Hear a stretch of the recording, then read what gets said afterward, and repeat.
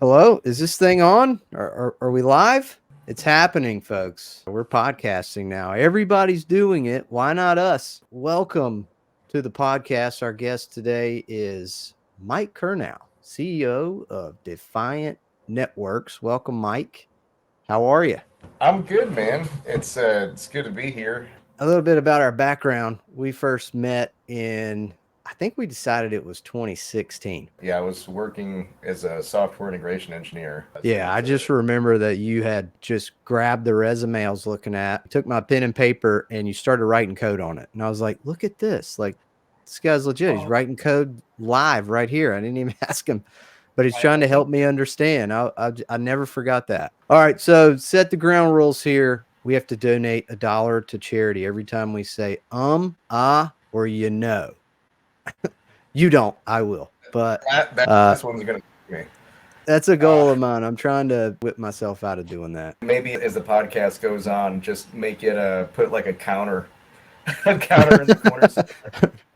Have an AI like listen in and calculate, like have a running tally. That's a great That's idea. right. I wonder if It's like MetaView can do that. Skynet, help us out. Right. So I'm going to attempt to do kind of an introduction for you, Mike, before we dive into any Q&A. Really, Jamie, can you pull up Mike's LinkedIn for me? Yeah, we have a Jamie on this podcast. Jamie, pull it up. All right. Okay, there it is. All right. So Mike started in the U.S. Army Special Operations Command as a psychological operations specialist. This is back in 2009. After spending 6 years doing that, he came into the civilian world, started in web development, and that's where we met. Then he got into cybersecurity through several consulting firms.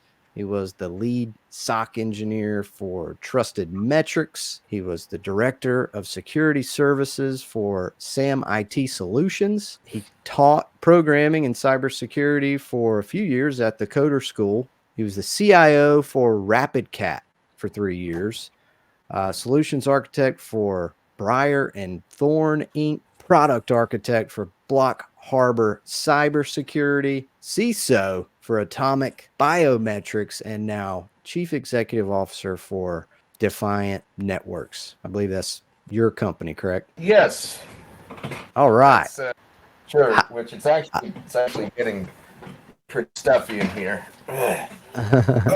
Oh, okay. All right. Look at the shirt. Okay. Plug away, my Dispense, friend. dispense with the formality. Oh God. Okay. Okay. I love it. I love it. So now True it's, showmanship already. so it's official. Got the hat here too, and I've got another hat here too. Actually, that's kind of Okay. dark. You can't, but Do you sell merch on your website? no, I think my Not yet. myself and my co-founder Kyle are the only two that actually have like the merchandise. So, but yeah, no, I am the CEO and co-founder of Defiant Networks. It is a software company that is trying to build the next generation of internet, the next layer of internet. We actually just had our fourth birthday. So yeah, we incorporated it back in 2020 before a lot of things happened, and we essentially have our own core proprietary suite of core networking protocols, and we've been using those to build out an actual overlay network for the internet itself. So like if we are right now doing this podcast and streaming over layer 3 internet, we're building a layer on top of that that looks and feels and operates similar to how the regular internet does, but has an unprecedented level of security and zero trust built into that network fabric. So when you're putting services on this network, you get by default, without having to get anything else, zero trust networking communications and the infrastructure itself. We're doing a decentralized DNS mechanisms to kind of bypass a lot of the legacy stuff. There's a lot of chokeholds and cascading failure points in the regular internet as it is. So yeah, we're building this on the existing internet infrastructure, and we're building software products to actually facilitate a higher level of security for, like right now, web applications and APIs. We're building a web application API gateway. It's essentially a firewall and gateway built in.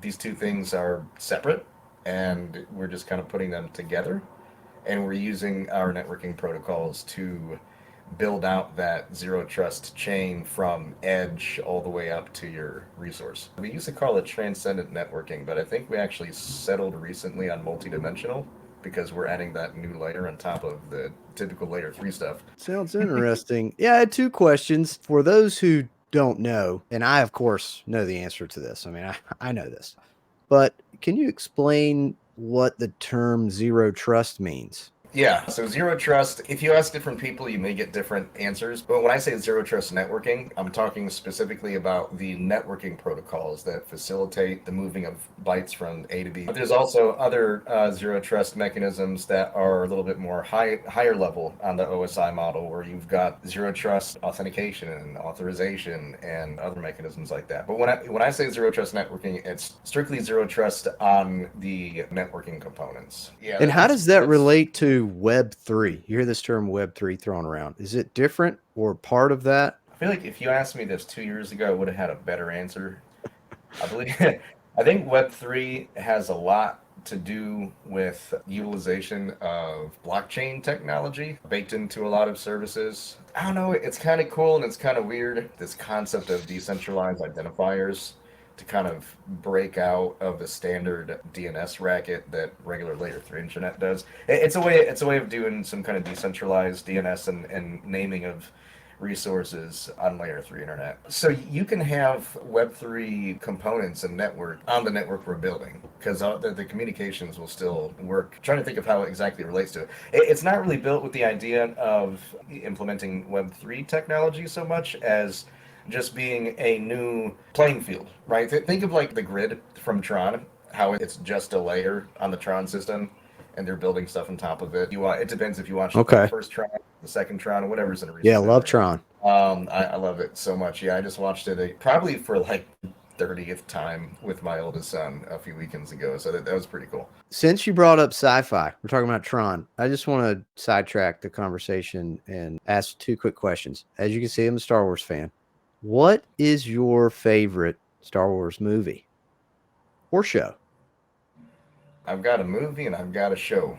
Episode 3, All right. Good and choice. I like 1 through 6. My second favorite's probably 1, Phantom Menace. But yeah, episode 3 was the first one I actually went to. I was actually old enough to go to the theaters with some friends and actually see when it came out. And I was the only guy dressed in Star Wars regalia. I had like a cloak. And I had a lightsaber, and I was the only one. But I was so excited about it. I think I was 8 or 9 or 10, maybe. I'm a Rogue One and Andor fan. I can't wait for Andor season 2. Okay, second question. In your opinion, which is better? The movie Office Space, the show The Office, or the show Parks and Rec? Parks and Rec. Parks and Rec. Okay, good. Yeah. The movie Office Space was pretty funny because the Office Space in the Office, it's all like monotony of the Office pretty much. And Parks and Rec was just really, really deep, a lot deeper than I thought. The Office did too, but it took a while to get there. Yeah, Parks and Rec was really good. I don't know, just a really charming show. I've marathoned it a lot before it went over to Peacock. I used to watch it all the time on Netflix, and then they sold out to Peacock. Peacock. It's such a weird name. I don't like that. I don't know if I like it. Yeah, I don't either. I don't have. You can go watch Parks and Rec like a few episodes for free, but it's like, okay, when I watch the rest, you got to pay us. And like, You can I get used to all just- the Ron Swanson you need on YouTube. There's like clip compilations. I used to have the Swanson Pyramid of Greatness hanging on my wall. I don't know what I did, but as soon as I find it, I'll pay. There's still a few boxes in the garage I haven't checked. Oh, it's somewhere in there. You got to dig it up. I didn't toss it. I know I didn't toss it because that's been up in my wall for years. Yeah, I also like the UK version of The Office, one with Ricky Gervais. He cracks me up. I almost forgot about that one. Yeah, that was. I only saw a little bit of it though. I never got quite hooked in it. The same way that I never got The Office in the beginning. It took. I started seriously watching The Office when Will Ferrell came on for like 3 episodes or whatever, and that was hilarious. I missed that. I did not know that he did that. I'll have to check that out. Yeah, it was just like 3. It was just 3 episodes, but it was really funny. Jamie, find those and send them to me. I'm not gonna ruin it for you. All right, so we're gonna kick off like some of the questions here, the serious questions. Current state of affairs. Do we as Americans have any idea how vulnerable we all are to a massive cyber attack. We've got a better idea, but I don't think it's really the whole picture yet. However, there have been good steps in the right direction. I think it's still a metric like shit ton of work to be done. Back in 2019, when I started talking about industrial control system cybersecurity, that this idea of bridging the air gap, or I'm gonna cringe when I say this, but IT OT convergence.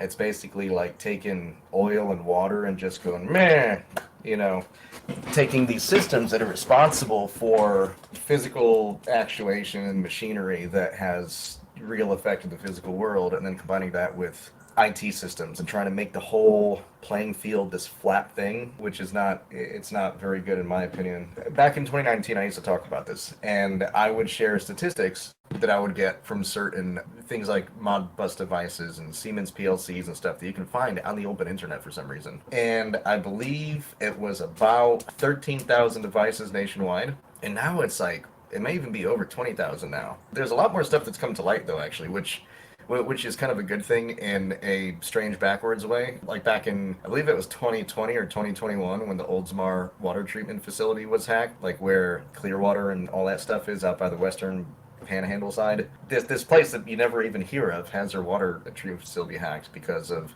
some leaked on TeamViewer that were never changed, I think was the story. There are a lot of very creative people out there with either a lot of time and or a lot of money, depending on who's backing them. We still don't really have a full picture. You've got nation state actors, APT groups that are state funded. There's even an APT group from Vietnam that back in 2020 was trying to conduct exploits on other automotive OEMs that competed with their nation's OEM called VinFast, which is an automaker from Vietnam. Apparently, I hear they make good stuff. I've never driven a VinFast car before. There's that. There's supply chain issues. So you get equipment from countries that we're not exactly on good terms with right now that proliferate through our nation's infrastructure ecosystem. So, like, for example, if you've got a bunch of devices made in a specific country that are now part of an already implemented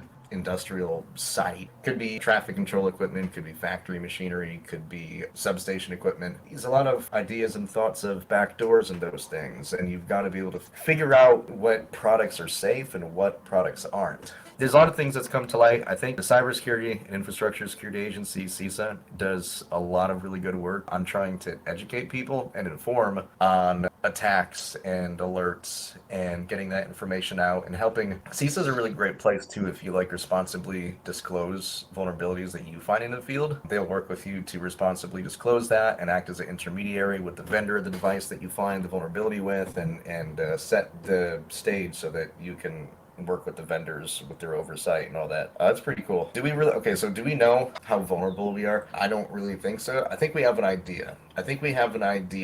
And we go, okay, we think we're here, but there's all this other stuff that we still don't know. So we know what we know, and I think we have a great idea of knowing what we don't know. I think we know the rough edges of the thing that we don't know, if that makes sense. Got it. Did you see the movie on Netflix, Leave the World Behind? Do you have any thoughts about that? I walked in when my wife was watching it. I had got off of work. I'm like, what the hell is this? Why are there Teslas crashing into each other? What's with all these Okay. gear? And I know it's a movie about seemingly a large cyber attack, just knocked out a bunch of infrastructure. And I'm not going to watch the whole thing. Can you tell me what the main cause of it was? Was it like some big satellite attack or some shit? Yes, the whole premise of the movie is you never really find out what the culprit is. I mean, there's rumors, this country, that country, and then there's this moment where one of the main characters describes like a plan to take down the United States. And the movie scared me. I did some prepping, buying freeze-dried meals, water filtration systems, extra water, extra like survival gear. I spent some money after seeing that movie because I was like, this is gonna happen. And what's funny is in the beginning of the movie, what you see is a solar eclipse. I think it's a lunar eclipse, I think it is, but the moon is blocked out because the sun is directly behind the earth. And the movie starts with that. So there's a lot of speculation online about how that could be an indication of when it will happen. And there's supposed to be 2 lunar eclipses this year. I can't think of the dates now. I think, Jamie, you got to pull this up, please. I love saying that. But then there's another one in September. Somebody clipped out a section of the movie where the daughter finds a really elaborate basement that is in a very wealthy home, and the whole basement's like stocked up with food and everything you could ever want for the end of the world, right? And somebody zoomed in on the computer that's in that room, and there was a date in September that correlates with the lunar eclipse that's going to happen in September. That really got my wheels spinning like, okay.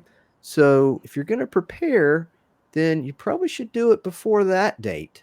It kind of sounds like prophetic, but in like a manufactured way because it's a Hollywood production. But the interesting piece of that is from the very little bit that I've seen and all the other stuff I read after its release, it gives you a kind of glimpse of what happens when communication systems are knocked out. And very recently, and I want to say in the past 2 weeks, we had that big AT&T outage that was like a day and a half or so, or it depended on where you were, I guess. Like for me, it was like more than half a day. It was most of the workday pretty much, and wasn't just AT&T. There was also some Verizon, I think, too. And AT&T was very clear to say, "Oh, don't worry, this wasn't a cyber attack."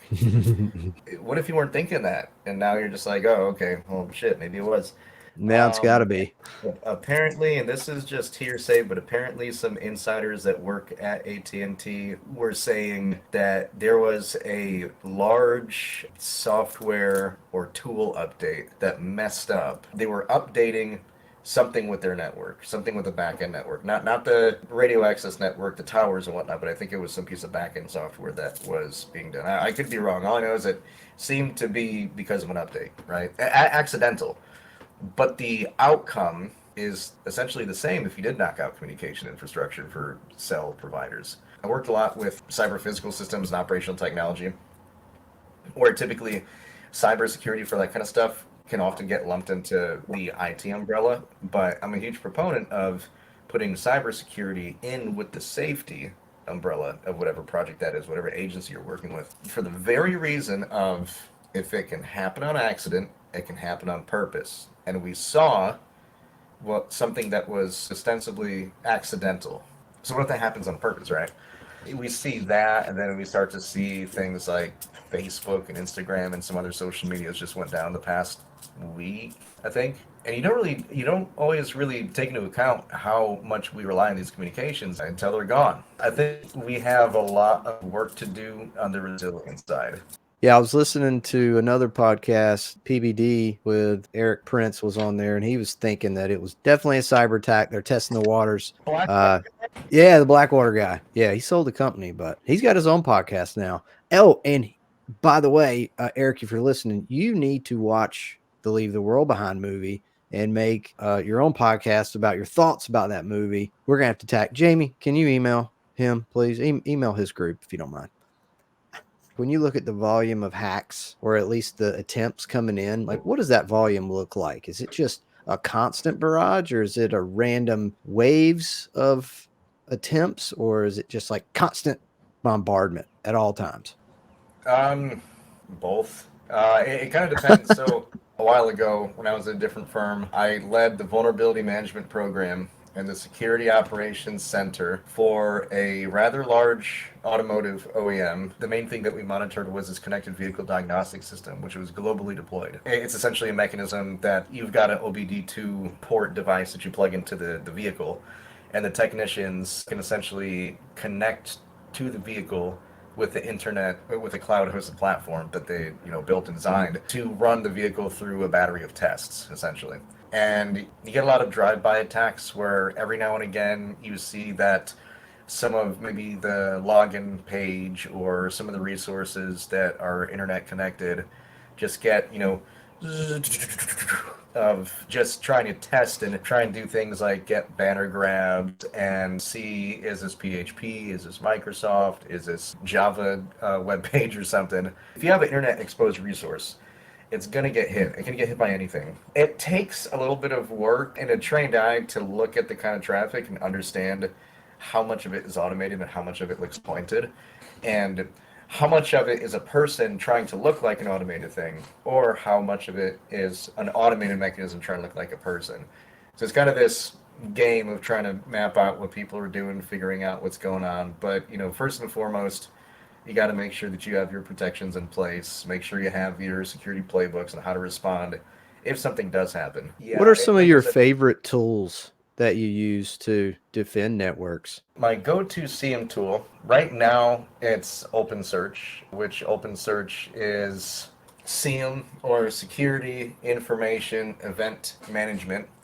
I call it Security Incident Event Management because I'm not pedantic and I think that sounds better. I use OpenSearch, which is an Apache 2 fork. It's an AWS built tool, but it's completely free and open source, and it was forked from Elasticsearch, which Elasticsearch is a flat file indexing system that is, in my opinion, much superior to other kinds of databases for storing events. I like using OpenSearch for the CM. Notice I didn't say Splunk. Yeah, I was about to say, it sounds like I free have, Splunk. yes, you can make Elasticsearch and OpenSearch, you can have feature parity among the two, and I think the open source OpenSearch and Elasticsearch are much better to use because for one it's free.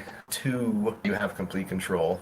Even when you have Splunk, you can get the cloud hosted service or you can host it yourself, and you still have to do a lot of tooling and maintenance. And it's like having worked with Splunk in the past, and this is not, I don't have anything against the organization, I just don't like that specific tool. Years back, having worked on the back end of Splunk to try and fix things, there's certain things that felt very MacGyver-y. Like you're inside a plane that MacGyver built and you're nervous as hell.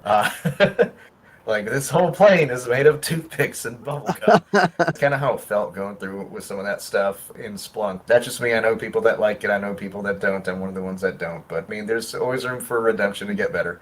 I think one of the most important things in security operations when you're monitoring and protecting and you have to record and respond to stuff is a SOAR system, Security Orchestration Automated Response Tool. It's essentially a way of automating workflows, and typically you see a SOAR platform that would be deployed to automate your security playbooks. So if you get a certain kind of event that looks a certain way that you've predefined, it can fire off a gajillion other events that maybe enrich XYZ to get you something else to help you. Or it can be, hey, we've detected this like really high level threat in our SIEM, and we've got a collection of people that we got to notify, email, page, and smoke signal. You can have a SOAR platform do that. I used to like this tool called Phantom. It was a free tool, but then Splunk bought it, and it became shit.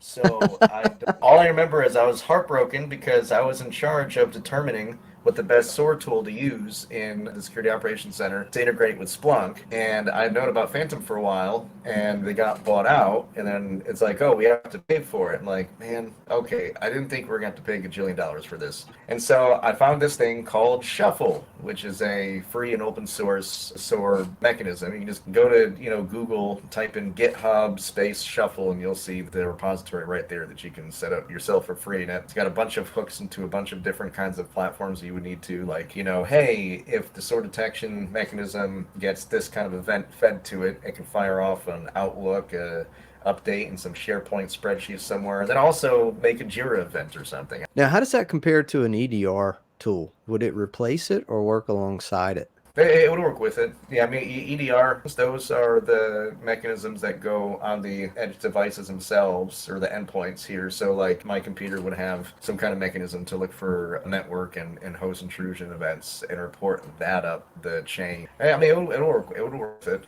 Yeah. I mean, Okay. EDRs is it's just that the endpoint detection and response system, the whole mechanism of putting things on the endpoint devices themselves, it's just extending the tendrils of monitoring and management down to the device level itself instead of just going off of something like network logs or some other kind of abstracted mechanism to determine some kind of breach. Very cool. Well, I Yeah, mean, I'm surprised I haven't really seen this term SOAR on job descriptions yet, but I have a feeling that I will soon. I'm just Googling it here, and IBM has a QRadar. That's a top hit on Google. And then you got ReliaQuest, and then Palo Alto. Just quick opinion question here. In terms of firewalls, are you a Palo Alto fan or Cisco, or what do you prefer? that's a good question. I have more of a liking towards Palo Alto just because I had worked with it a lot and I got more used to it. I got a friend that Um, works there, and he speaks pretty highly of it. They stole him from Cisco too, so they call it going to the dark side, oh, leaving really? Cisco for Palo Alto. Oh, So is that like? Does it happen so much? There's a name for it. Is that what it is? apparently, yeah, apparently, Yeah. yeah. Maybe I'll have It's- to invite him. I won't say his name yet, but if he might. He's podcasted before. He might be willing to come on. I wanted to give you a chance to chat about the thing that you built. You have created a programming language called Hachi. And I was just curious, what made you decide to build that? And what are the benefits to using it in case other people are interested? Yeah, sure.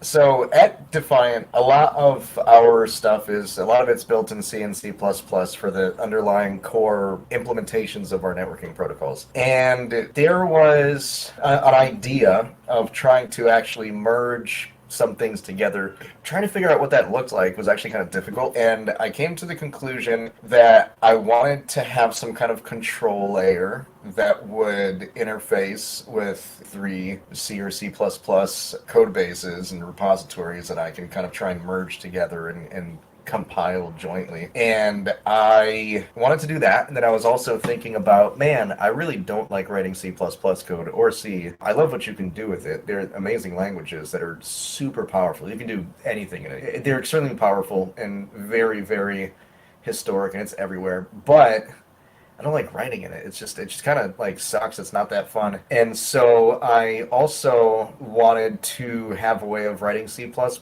kind of stuff that was a bit more automated or abstracted. Eventually, that just ended up turning into a programming language because the whole idea was it was a tool. I was creating a tool for a specific need that I had, and much like Python is kind of a successor of this old language called ABC, which went defunct when Guido van Rossum, he liked it and a lot of things from it. And so he brought so many of those concepts over to Python. We started writing it in the early 90s, I think. I think he actually started in 1990. I had found something similar. I found this language that was built on C++, and I thought it was really cool. It was called Pinecone. It was only around for like a year. And so I spent a long time looking through the code base and figuring out exactly how it worked. And I remember thinking, because I had started, working on it for some POC stuff, and it just was at a point where I could tell there are a lot of things about it that I like. And I took a lot of that. Like, I took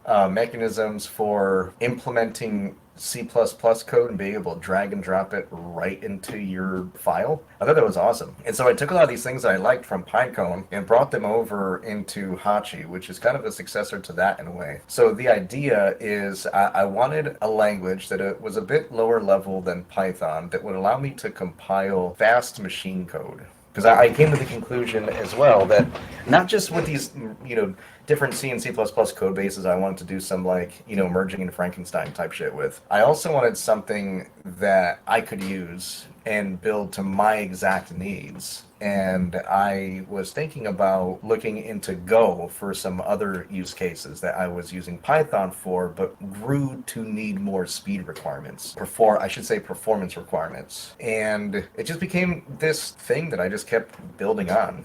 And now it's a programming language that you can download, install, run. To give the definition, it is a type safe, memory safe. That's a big important thing. It implements its own auto-free when it transpiles. Type safe, memory safe, compiled language. I just released the version 0.1.3 last week where I made some updates. I implemented a way of compiling that would detect if there's any kind of memory leaks. So like even if Hachi itself is memory safe and it implements its own auto-free, but you can also drag and drop and just plop in C++ code or C code into the file itself. That can be unsafe. That's kind of on the onus of the developers. So you can compile it in a mode that will give you all of the detected memory leaks that's there. So you can go back and fix it, or even determine like, hey, this is a non-issue. It's just the way that the compiler is seeing, and it could be a non-issue. But Very cool. yeah, so I released it October 23rd or October 20th. I think it was the 23rd on GitLab, and then I built a documentation site because I work on so much stuff that I can't just like it's a lot of proprietary stuff. I can't just put it out there. Right, So right. Hachi was the one thing that as I built it, I guess I kind of wanted it to be out there for one to be like, hey, here's something I'm actually building in public of all my years of experience. I don't do a lot of open source stuff, and here's finally something I'm working on. Two, it's not, if I'm the only person that ends up using it, I'm happy either way because I built it for myself. But if other people can get their hands on it and play with it, that would be cool too. Pretty much anytime that I find myself needing to do something specific or thinking that I might do something specific, I will either build it into the language or I will build it as a core module that you can import into your file. What I like to think about it is imagine something that's a little bit between Python and Go that you can compile and is flexible and I think is fun to write in. So Yeah, we'll put a link to it in the show notes, or we'll make sure it's able to be found. So it's funny that you were mentioning disliking writing C code. I was looking back as you were talking and trying to research because I saw someone I follow on LinkedIn reshared an article from infoworld.com, and I don't know a thing about them, but the article says the White House urges developers to dump C and C++ and embrace memory safe programming languages. The NSA specifically calls out C Sharp, Go, Java, Ruby, Rust, and Swift as memory safe. So hearing you talk about Hachi being memory safe, right? Maybe you were in essence trying to solve that problem. I didn't want to have to go back and free all the memory allocations that I would have to make. That was it. Okay. Um, You just made it out of laziness. That's all it is. That's how most things are made.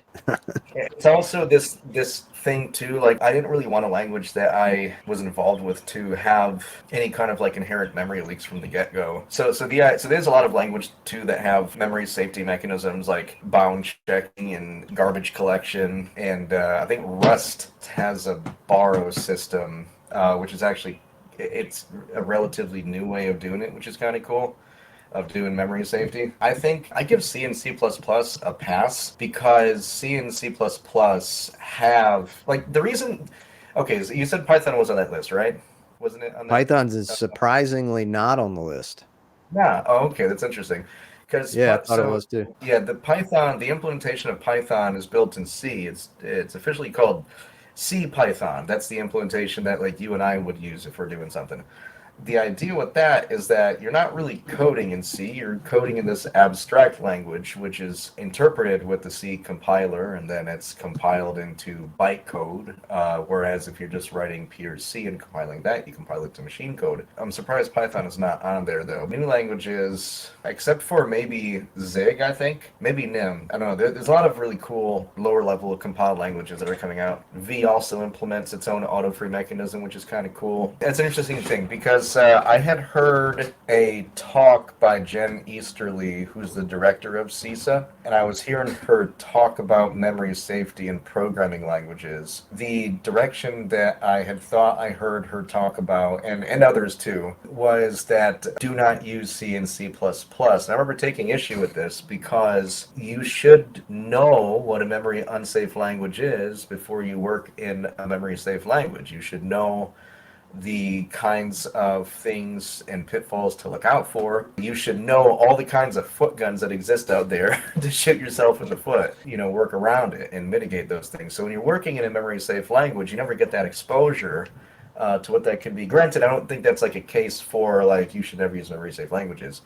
I just think when you're saying that, a lot of organizations will take that to heart. Picking a software language for something is extremely case dependent. It's hard to make just like a big sweeping statement like that and then have it stick. But it's not entirely wrong. I thought it was funny because people that support Rust are called Rustaceans because their logo is like a crab. We're seeing videos of people they're like, oh my God, the White House is full of Rustaceans. I'm like, yeah, I don't know if that's the case, but at least it's funny. Yeah, I see Rust on a lot of job description wish lists, but we don't see it too much out there on resumes yet. So I bet it's going to change. It'll slowly increasing in popularity. So next question here. What are your go-to sources of information to stay up to speed in the cyber world? And this could be websites, podcasts. What are you listening to? I do some listening, but mostly reading. The things that I listen to a lot of things that are a bit like unofficial. They're just like individuals that are, pretty smart and they have a lot of know-how, like technical know-how. For privacy stuff, I listen to Surveillance Report. Used to be a podcast from Techlore, Techlore, but now Surveillance Report has bifurcated into its own channel, which is pretty cool. A lot of privacy stuff and security stuff affect large organizations or like novel attacks that come out. I listen to Some Ordinary Gamers. Talks a lot about a lot of different things, but he's able to take what are otherwise kind of complex topics when it comes to security. He talks everything from movies to gaming and whatnot, but he's also like, he works in the tech world, so he knows a lot about computer security and privacy. Also, Mental Outlaw. There's like a top three that I listen to for cybersecurity. I don't listen to like much like official podcasts. Every now and again, I might watch a Black Hat or DEF CON talk, but I just listen to those guys over that.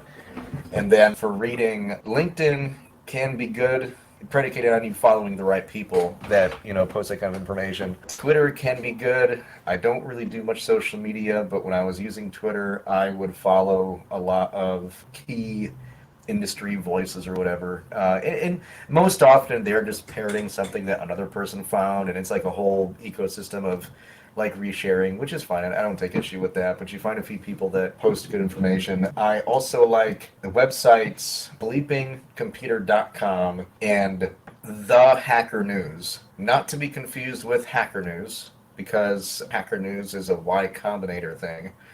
And The Hacker News is a website very similar to Bleeping Computer.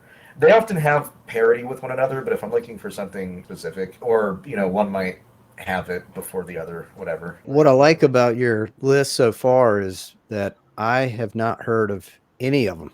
So I'm going to have to check them out. It's good information for me, so hopefully it helps somebody else too. And CISA is the main authoritative source that I do listen to. Like I've worked with CISA to disclose vulnerabilities before, and I like most everything they do, and they have a really good mechanism for alerting people on product vulnerabilities and whatnot. Those are some good sources. I'm going to have to bookmark some of those when I re-listen to it. Hey, we'll change over to a different style of questions here. I interact with quite a few CISOs, and a lot of times, you can just feel the weight of their job on their shoulders, right? The weight of having the responsibility of preventing a breach at their company.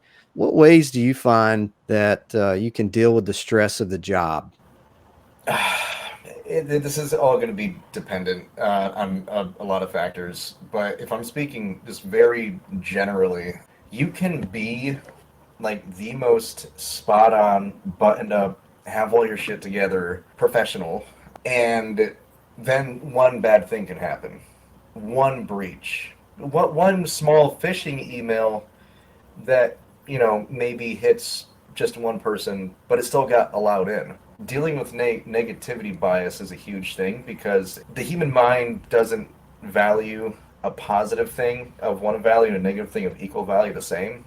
You can be doing so many good things, but then it just takes one bad thing, even if it's small, to bring it down. I think that is a very, again, if I'm speaking very generally here, I think that is a big source of it because you can have all your stuff together. You're doing all the right things, but something novel happens and you're not prepared for it. Like a 0 day happens, it still doesn't look good on you in general if you're the information security officer. I think coming to the realization that you can only do the best that you can do at any given time, and you can't really do more than that. As long as you're still working to grow and be better and learning more, the best way I can describe it is if I'm running late for something, and if I'm already late, I don't speed. I don't speed. I just drive normally. I take my time. Like I'm already late. No need to make it worse, right? Yes, and I think that kind of stuff contributes to burnout a lot as well. Like you're constantly trying to being better than you already are is a fine thing, like striving for excellence. But there's also this realization that you need to hit that if something happens and you know that you've done your best, it's like, well, I've done all the right things. I don't know what more I can do than that. Now I know this novel thing can happen or whatever it is. I mean, it will suck if you're completely unprepared for like something simple like SQL injection on an e-commerce store or something. I had a different scenario happen, and this isn't really to my credit in general, but just a general statement. There's only been one actual like no shit breach that's ever happened on my watch that was due to something so protracted and far removed from me it may as well almost not exist. But it happened where someone basically pirated a piece of equipment. Wasn't prepared for that. None of us were. The client wasn't. I wasn't. Our team wasn't. It was an outlier. Nothing really came of it because we caught it in time.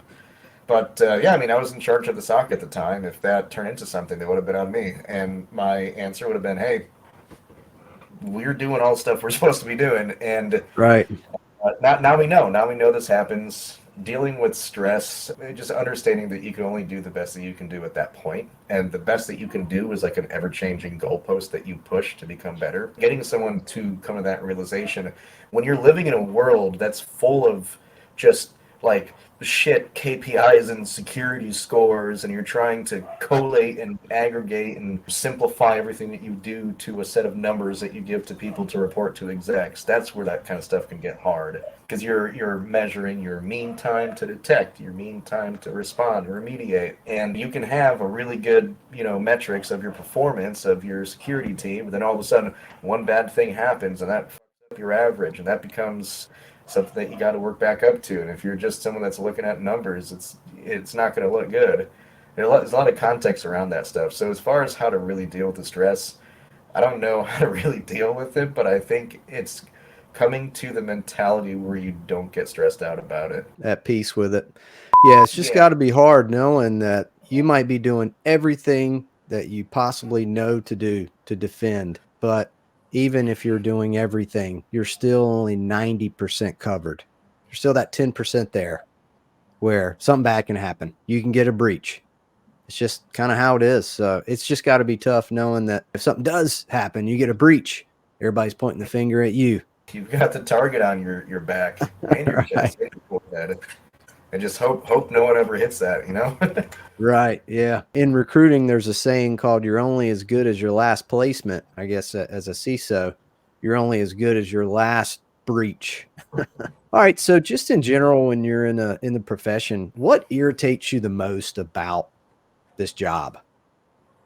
I think for one, like a short answer is the amount of people that work in cybersecurity, like haven't written code before or like understand how certain systems work. Because I've seen a lot of people that come in and they know the best practice and they know the NIST framework pretty well, and that's all good and fine. But I've always felt that someone that comes from the security engineering background or systems development or system design that comes into cybersecurity is always it's a very small potatoes thing that aggravates me. That's a personal thing. Like that doesn't mean you're bad at your job. I just you know I feel like I'm speaking a foreign language sometimes if I have to talk about this stuff to be. But the second thing, organizations that tend to see cybersecurity as an after thing, a thing to do after, and don't integrate security into the thing you're doing. And when you try and convince people to integrate security into the thing you're doing, it just kind of looks like you're trying to, milk something from that in a sense. It's like, oh, you just want to get in early. It's like, no, I want to not have to do work in the future on all this shit that was totally preventable. Communicational gap between cybersecurity and business. I've seen it happen a few times. I'm certain it happens a lot more than I've seen. But from the times that I've dealt with it and seen it, the communicational gap between cybersecurity and business, it doesn't always seem to work together. So like cybersecurity is not really the main player when it comes to what a company's goals are. If there's a business decision to be made that actually introduces vulnerabilities and risks, it's your job as a cybersecurity leader to make sure that everyone else knows, hey, this is the risk. Do you want to eat it? Right? And if they say yes, well then hey, put all the supplemental controls in place you can.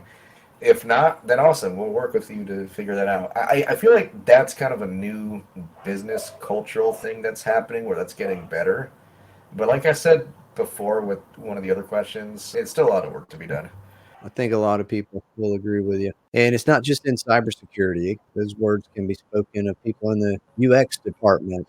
Everybody wants to get in on the decisions earlier on to prevent bad things from happening that they have to deal with in the future. A lot of talk of AI. We can't have a podcast without mentioning AI. Are you excited about AI, or do you just get like more concerned? I'm also going to say both. It's multifaceted, right? So, okay, I use AI a lot in trying to figure out very pointed, specific programming issues I have. I think it can contribute to skills gap issues going forward. I think it's going to help senior people grow more and exponentially increase their growth and knowledge and productivity curves. And I think it's going to keep junior people more junior and have them do this more like that. But the idea is like when I use generative AI and LLMs for anything, I typically already know exactly what I have to do. I'm like, man, I cannot figure this one thing out.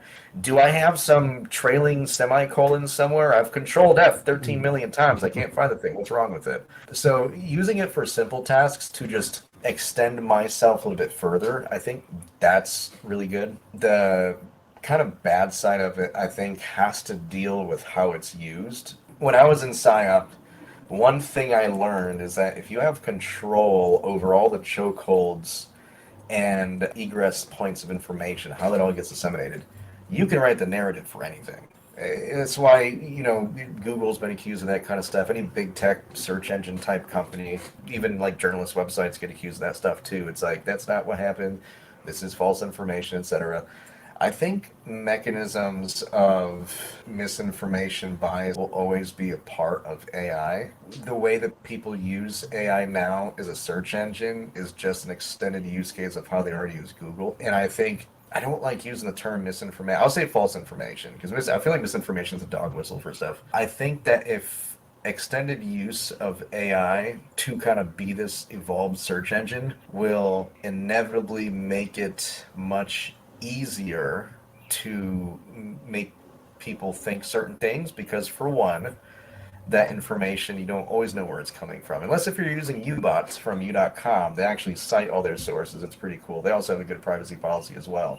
I just don't have them integrated into my IDE yet. I don't know if that's a thing they do. But it's not just that, but the part is you'll be interacting with it so much, it'll know how to present that information to you on an individual level. The AI will eventually learn how to talk to you so well that it can present completely crazy stuff, but in a way that you process very quickly. And it'll know what kind of cues and what kind of subtleties to inject in things. And so it's like, who owns these AIs? Well, it's not you, it's not your family, it's some organization. And that organization gets money from somewhere. And the people that it gets that money from have their own things they want to do.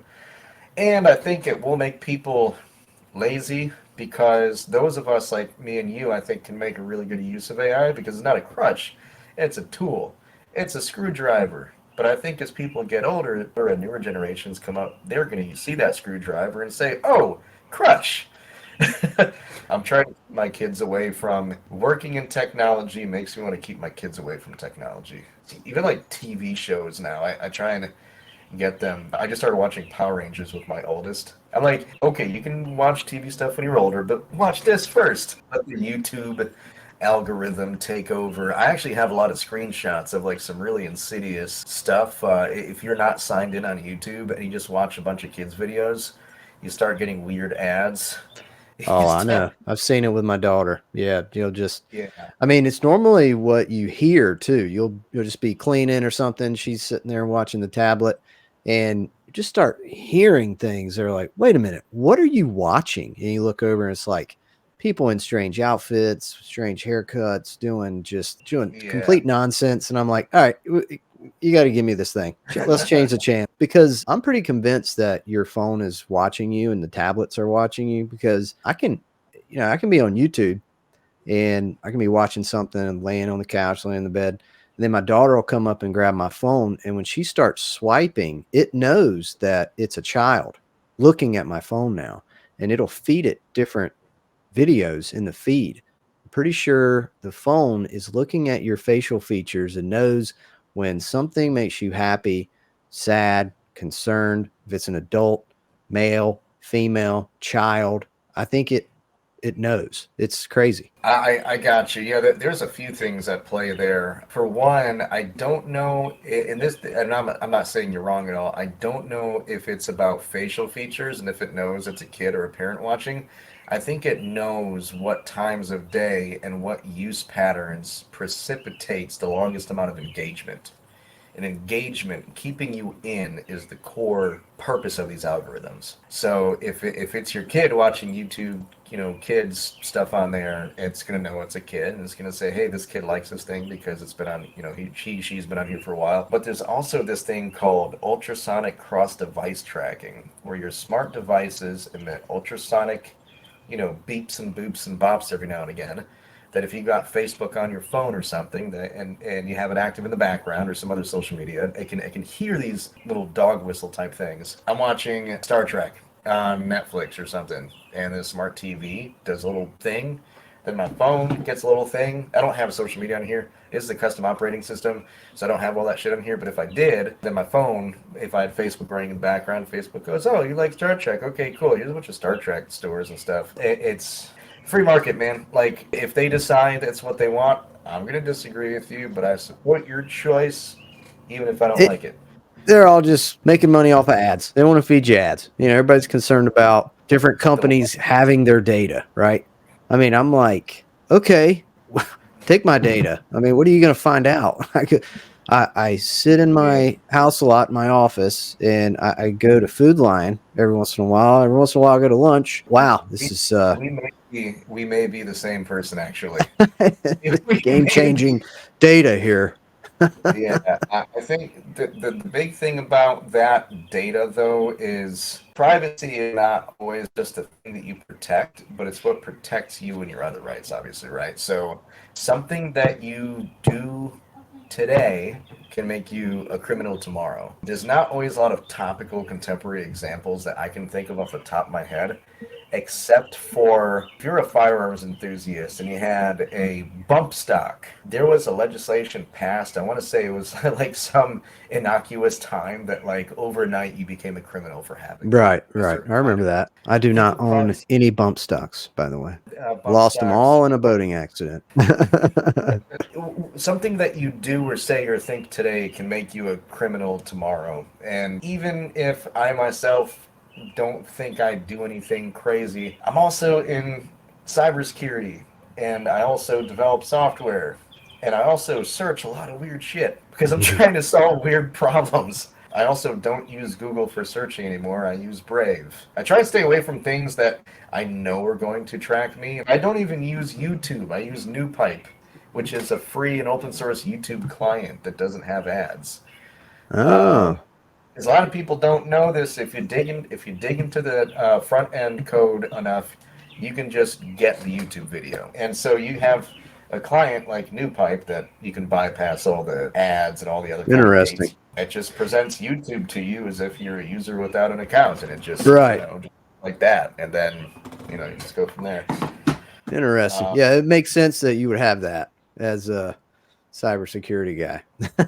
I'm going to wrap up and let you get back to your day here. I just wanted to help out some of the folks that might be listening early in career, maybe fresh graduates that are interested in cybersecurity. They want to get into cybersecurity, or maybe they're in a different skill set altogether and want to transition into cybersecurity. What advice would you give those people who are trying to break in? Like, what are just like the first 3 steps you would take to make yourself more desirable for an employer?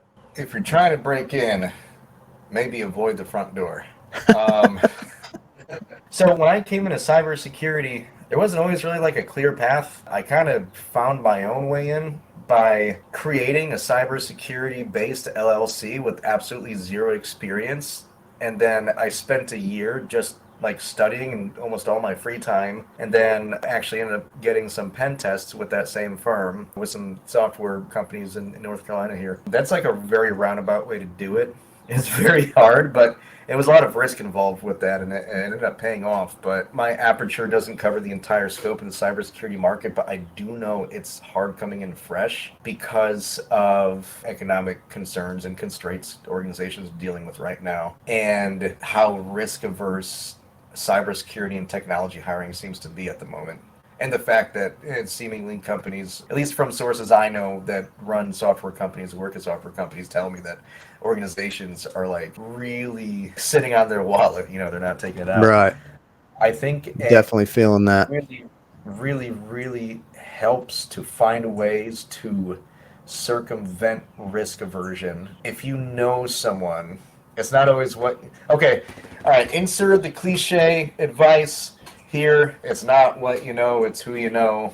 But the who you Correction. know, It's not who you know, it's who knows you. that's actually really good. That's true, yeah, because I mean, I've had people talk to me that knew me before I knew them. That's very true. It's who knows you. But whoever knows you should know that you know your stuff in some way and that you should be able to add value wherever you are. The usual advice I would see on like LinkedIn and stuff is like, hey, work as a support desk and try and move your way around to stuff. I don't really know how realistic that is anymore because then the barrier of entry to getting that help desk job to pivot to cybersecurity, you can do it very simply, I think.